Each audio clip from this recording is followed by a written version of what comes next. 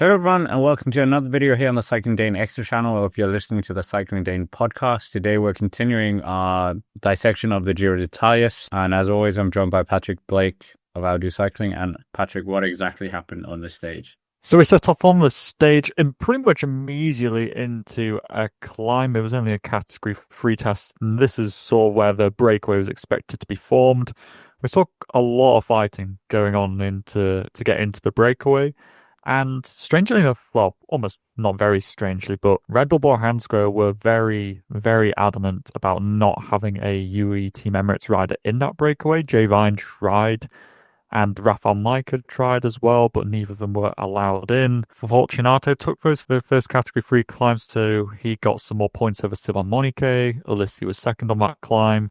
Then we had a breakaway formed, which contained the likes of Paul Double, Nicolas Prudhomme, both of whom were, I think, within, I want to say, at least 3 minutes of GC. And this breakaway was given probably somewhere between 3 to 4 minutes. We went on to the quite large, long 20-kilometer Vado della Forcella. And after that, we had a kind of lengthy, slow descent to the base of a Tagliacozzo climb, which is at 11.9 kilometers at 5.6%, but with a steeper final couple of kilometers, which go up over sort of 8%. We saw the base of there, but we saw David Gaudu, David Gaudu had a problem. He had a crash alongside Romain Bardet, so FDJ had to deploy a full-on team time trial to get David Gaudu back into the peloton. And then, we went on to the climb. We're seeing, Red Bull are pacing, everyone's kind of jockeying for position. And then we see Bahrain go to the front with a pretty full force, train of Ulau and then Zambanini, Caruso and Tiberi were both there, although strangely enough Tiberi never really put his nose in the wind. It's like he's some sort of pseudo leader. I don't really know what's kind of going on there, but we get towards the steep part of the section. The breakaway had been caught by this point. Then we see just a little bit of kind of cat and mousing going on. We see Ciccone attack, that kind of draws out some kind of stop and go action. We see Bernal give it a go as well. And then we see probably one of the, pretty much like the main attack, which was by Juan Ayuso. Ayuso's putting the hammer down. We're seeing kind of a fairly sized group behind Ayuso at this point, but he's steaming away at this point. And we're seeing Roglic kind of dropping back into this group of other contenders, which contains the likes of Bernal and Del Toro and Tiberi, Caruso, Stora, etc. were all in that group. I'm not sure where Pidcock was in the midst of all this, but we see Juan Ayuso take the victory here. So the top 10 of the day is that Juan Ayuso wins ahead of Isaac Del Toro in second place. He was 4 seconds down, but obviously bonus seconds and all that. Egan Bernal is in third, then Roglic, Ciccone, Tiberi, Caruso in 7th, Carapaz 8th, Max Poole 9th, and Michael Stora in 10th place. Poole and Stora were both on 8 seconds. Everybody above that was on 4 seconds from Ayuso. This still means Roglic will go into the lead of the race. Ayuso will probably move up into second, probably Del Toro be in third place, I would guess. There's kind of small time gaps for a lot of action on the day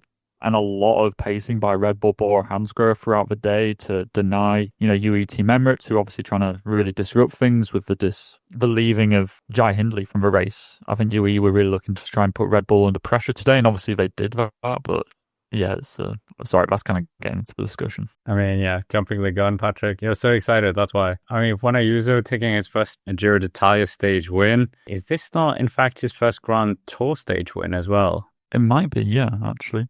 Now, to come to think of it, I don't think he's won for any of the Vuelta a España stages that he's taken part in.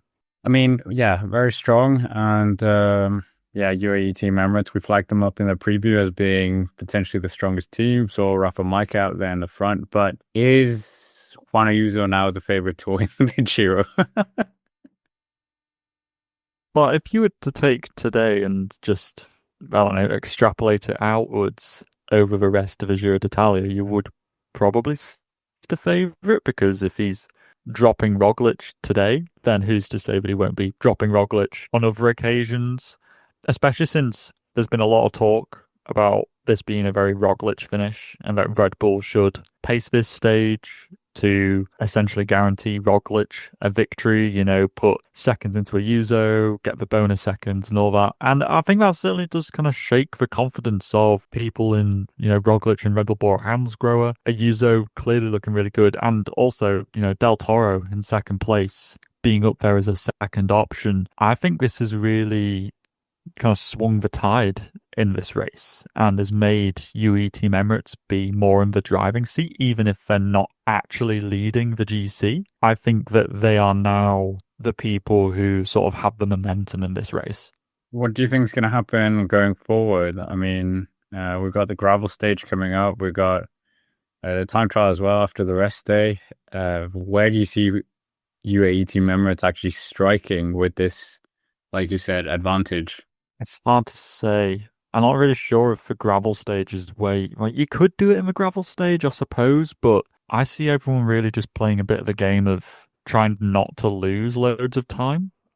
And yeah, if you find yourself in a scenario where you could put Roglic under pressure because you've got both Ayuso and Del Toro in a front group, then absolutely, go for it. You got absolutely no reason to not try and put Roglic under pressure.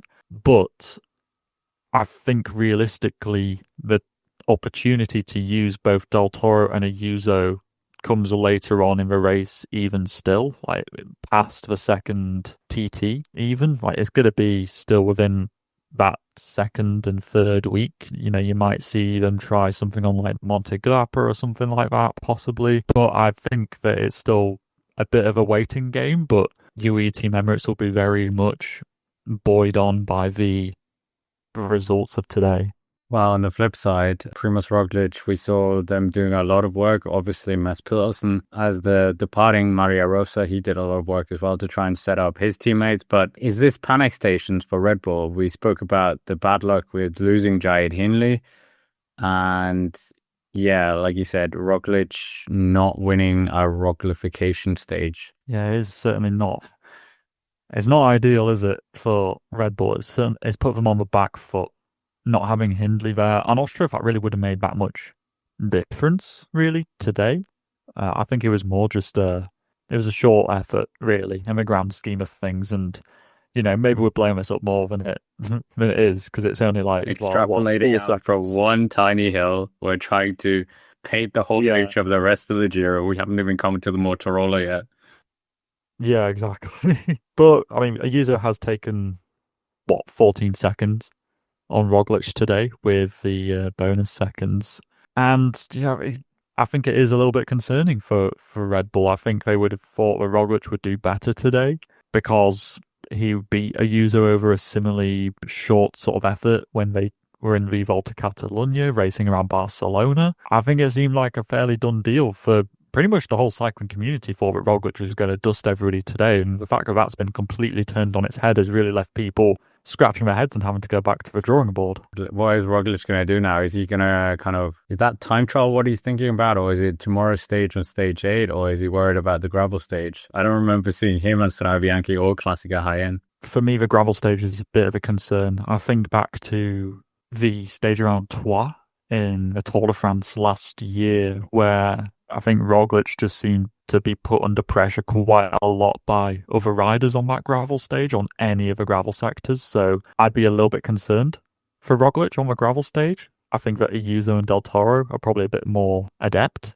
Especially Del Toro, he has done Strade Bianche, like even this year and last year. So I think UE have got a bit more an advantage there. Roglic, like you say, is probably looking towards the TT to try and gain a little bit more of a buffer on Ayuso and Del Toro because he is a better time trialist and history dictates that he is a better time trialist than both of those guys. So he should, in theory, be putting time into them. I'm not sure how much that would be, but he might be looking towards that as a little bit of a port in the storm because I think the momentum's with UE Team Emirates and they might just start tasting blood across the board. Like even tomorrow's stage, okay, it seems like more of a breakaway day, but there's no telling that they might start absolutely drilling a short bit of climb and trying to use that 1-2 of Ayuso and Del Toro. And I think that Red Bull are in a really tricky situation where Roglic, without Hindley, might have to start reacting to these sooner than he would like to.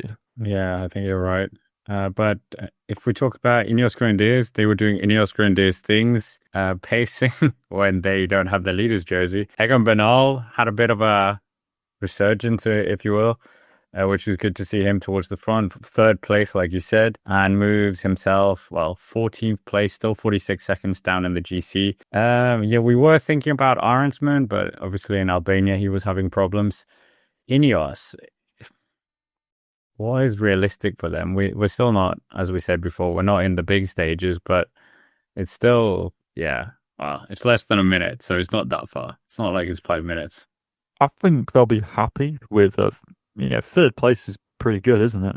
All things considered, finishing ahead of Roglic and up there with the general ballpark of the rest of the competitors for the podium places. I think that is quite good signs all in all. Obviously, a Rensman not being up there isn't ideal, but having Bernal, given the troubles that he's had this year with that crash at Classica AM and being a little bit uncertain as to how competitive he would be in this race, I think a third place is really good, all things considered. And okay, yes, it hasn't moved him into the top 10 of GC because, he's not as good of a time trialist, but it's good signs for the rest of the mountain stages where, let's face it, that's where the Giro d'Italia is largely decided. It's not decided in the TTs primarily, it's the mountains that decide stuff. So all in all, you've got to be pretty happy, I think, if you're the INEOS Grenadiers, with Bernal finishing in third place ahead of the big favourite for this race, Primoz Roglic. Yeah, if we continue looking at the GC as well, I mean, two of your favorites are in there. One that you picked out, Michael Storer, that he was going to be a bit of a danger man. Yes, it's only stage 7. I will calm down. Max Poole, though, in 5th place. That's quite a good place for him. And now, in hindsight, with Warman Bardet having a bit of trouble, he dropped off quite early on the climb, but still fought back after chasing on from that crash. So, on that theme, who's kind of the winners or more the losers, or who will be disappointed? Let's say that. That's a better way of saying it. Oh, I think, yeah, Roglic, Red Bull and Roglic, I think will be disappointed. Despite getting their jersey back. Yeah, despite having the pink jersey, I think just generally the vibes just isn't that. I wouldn't be happy.